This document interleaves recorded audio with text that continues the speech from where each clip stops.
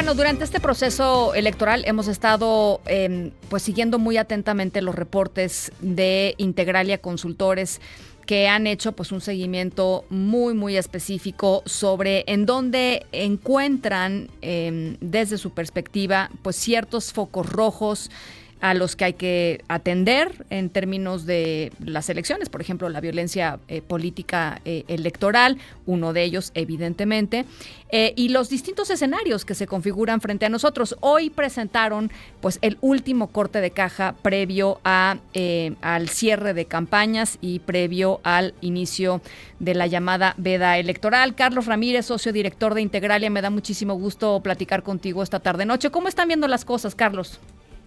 Buenas tardes, Ana Francisca. Efectivamente dimos a conocer este reporte final del proceso electoral. El proceso pues prácticamente va a cumplir un año desde que arrancó formalmente y hemos estado dando, digamos, seguimiento desde distintas ópticas al proceso. Este reporte, que por cierto se puede descargar desde nuestra página de internet en integralia.com.mx, trae, no solo el recuento de los eventos desafortunadamente violentos del proceso, sino también una visión respecto a los escenarios que se abren, posibles ganadores, sí, la composición del Congreso, la situación de los estados, de los 9 estados que tendrán elecciones, y también una visión respecto al proceso mismo del 2 de junio, es decir, algunas preocupaciones que surgen respecto a la validez del proceso, a las impugnaciones jurídicas, en fin, es un reporte muy amplio con algunas cifras de participación esperada, en fin, entonces buscamos dar un panorama muy completo de lo que se viene el próximo domingo. Bueno, evidentemente el tema de la violencia política es uno que ustedes han seguido muy puntualmente, y esto no ha hecho sino agravarse, ¿no? Conforme ha ido pasando el proceso electoral y conforme se han ido agregando a la lista, desafortunadamente, aspirantes asesinados o ataques simple y sencillamente a los aspirantes o a sus equipos de campaña. En efecto, tristemente este es el proceso electoral más violento que ha vivido el país en su historia, al menos en la historia reciente. Tenemos más de cerca de 750 incidentes reportados, Uh-huh. Y nos habla de una situación pues penosa que vive el país en términos de cómo cada ciclo electoral, el crimen organizado, las pugnas, digamos, entre criminales, de la vinculación de candidatos con grupos del crimen, pues se manifiesta a través Sí. de distintos eventos de violencia. Entonces, este ha sido, desafortunadamente, reitero, el proceso electoral más manchado por la violencia y bueno, pues no se puede hablar de un proceso pacífico cuando tenemos estas cifras tan grandes de incidentes. Ahora, ustedes tienen también, y me pareció muy interesante verlo así, el tema de los escenarios, cómo están viendo que se puedan, desarrollar las distintas posibilidades que tenemos frente a nosotros. Por ejemplo, si la candidata oficial gana por una amplia mayoría, si gana la oposición, en fin, ustedes tienen ahí, digamos, dibujados los escenarios. Me llama la atención, por ejemplo, el escenario en donde no habría un reconocimiento por parte del presidente López Obrador de los resultados electorales si no le favorecen a Morena y sus aliados. ¿En qué se basan para digamos, plantear esa posibilidad? Mira, evidentemente es un escenario especulativo, uh-huh, pero lo que hemos visto en este proceso electoral es una intervención abierta de parte del presidente de la República, violentando de manera directa lo que establece la ley electoral, con múltiples llamados de la autoridad electoral sin mucho éxito, sí, presidente que ha querido intervenir. Y entonces basamos este escenario en donde de pronto el resultado le resulta desfavorable para el gobierno, para el presidente, y cómo reaccionaría frente a una derrota. Y estamos convencidos, dada la historia, la experiencia y lo que hemos visto en este proceso, pues que el presidente difícilmente aceptaría los resultados de manera democrática y más bien pues se reproduciría un fenómeno parecido al del 2006, pero ahora con la agravante de que el presidente ya no es un opositor, es el presidente de la República. Y en ese escenario se abre pues la posibilidad de una crisis constitucional, así de sencillo. Sí.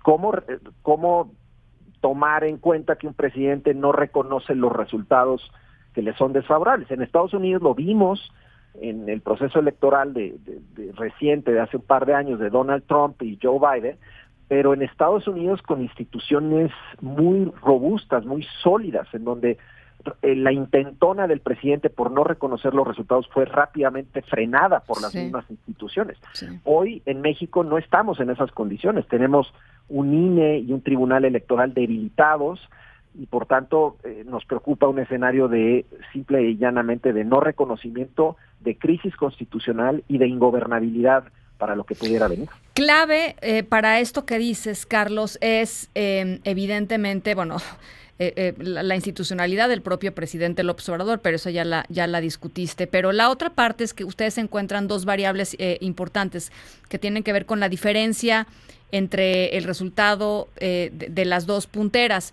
Y esta diferencia, de acuerdo con lo que ustedes plantean, se vería materializada a raíz de dos cosas. Uno, la capacidad de movilización de los partidos políticos, de las dos coaliciones, por un lado, y por el otro lado, la movilización el día de la elección de lo que ustedes llaman las clases medias urbanas, que la gente salga a votar. Así es, Ana Francisca. Mira, en el primer tema que tiene que ver con la movilización, como sabemos, tenemos cerca de 15 encuestas, vamos a llamar visibles, y los resultados que muestran, o el panorama que muestran, es de altísima divergencia. Es decir, hay encuestas que tienen con una ligera ventaja a la candidata opositora Xóchitl Gálvez, y hay encuestas que traen a Claudia Sheinbaum con 35 puntos de diferencia. Sí. Esto es a todas luces inédito, nunca habíamos visto semejante varianza. Entonces, nuestro escenario base parte de un escenario en donde, pues sí, tomando en cuenta la mediana de las encuestas, estamos viendo un panorama de tal vez 6, 8, 10 puntos en ese orden de magnitud, pero clave va a ser cómo se movilice a los votantes el día de la elección.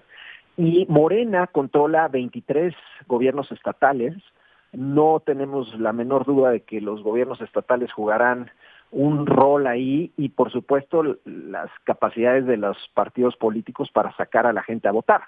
Y máxime en estados en donde también desafortunadamente muchos votantes acuden a las urnas pues inducidos, incentivados por algún beneficio o alguna promesa partidista. Eso va a jugar un rol muy importante. Y en entidades donde la elección, sobre todo en elecciones estatales, donde van a estar muy cerradas las elecciones, en Veracruz, en la Ciudad de México, en Morelos, incluso en el mismo Puebla, Yucatán, en esas entidades puede hacer la diferencia la capacidad de movilización. Uh-huh. Y el segundo tema, la participación. Estamos convencidos de que con una afluencia masiva de votantes. O sea, digamos, el promedio ha sido el 60% en la participación en las últimas 4 o 5 elecciones. Sí. Ustedes están pensando más de 63, 64.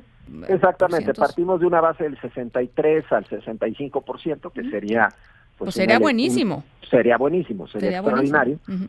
Y en ese contexto, si salen más votantes a las urnas, es más difícil que la capacidad de movilización, vamos a llamar clientelar política de los partidos, pueda tener una incidencia definitiva en el resultado. Es decir, entre más votantes salgan libremente, pues pueden votar por quien quieran, pero finalmente, y sobre todo en las entidades, en las ciudades de clases medias, pareciera que esto podría equilibrar un poco más las cosas. Si no sale a votar la gente, pues eso favorece el voto duro, ¿no? La movilización de los partidos políticos. Oye, ya totalmente subjetivo lo que te voy a preguntar, pero porque la parte de la movilización tiene que ver con la emoción que hayan logrado despertar la campaña política en el electorado. ¿Te parece que esta fue una campaña que pudiera sacudir eso?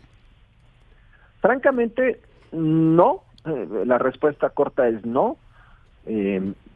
Las campañas son muy largas, la gente está cansada, está harta, pero también hay enojo, ¿no? Hay interés de participar porque hay un segmento de la población, no necesariamente mayoritario, pero claramente se siente agraviado y que va a intentar pues movilizar, digamos, ese voto de castigo en contra del oficialismo. Ahora, del otro lado, también debo decirte que hay un segmento de la población que está cómodo, que se siente contento con el rumbo que sigue el país. Sí. La pregunta es cómo al final del día va a terminar eso. Pero respondiendo a tu pregunta, es cierto, no parece haber un sentimiento, un hambre de cambio o un sentimiento de efervescencia política parecido tal vez al de otros procesos electorales, Sí, sobre todo el del 18 y el del 2000. Entonces, en ese sentido, podría anticiparse incluso una menor participación. Pues ojalá que no, pero estoy de acuerdo contigo. Bueno, ya lo decías, Carlos, el reporte está en la página de Integralia, ya lo subimos también a redes sociales. Te agradezco muchísimo siempre que converses con nosotros y pues a votar, o sea, el llamado es a votar, Carlos. A votar, Ana Francisca, así es, y eso esperamos, que haya una alta participación. Te mando un abrazo, gracias. Igualmente, un saludo. Carlos Ramírez, socio director de Integralia Consultores.